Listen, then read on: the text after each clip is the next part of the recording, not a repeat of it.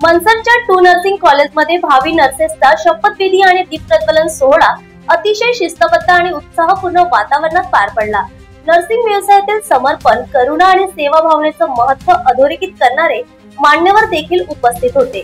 मनसर येथील to nursing college आणि नागपूर यांच्या संयुक्त विद्यमाने जीएनएम विद्यार्थिनीचा शपथविधी आणि दीपप्रज्वलन सोहळा मोठ्या उत्साहात संपन्न झाला। फ्लॉरेन्स नाइटिंगेल यांच्या आदर्शावर आधारित या कार्यक्रमात नर्सिंग सेवेत आवश्यक असलेल्या करुणा, समर्पण आणि कर्तव्यनिष्ठेचा संदेशही दिला गेला।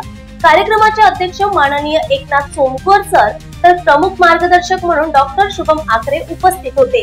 डॉक्टर हे शरीराचे मेंदू असले तरी नर्स हे त्या शरीराचे हृदय असते, असे सांगत त्यांनी नर्सिंग व्यवसायाचे महत्त्व देखील अधोरेखित केले।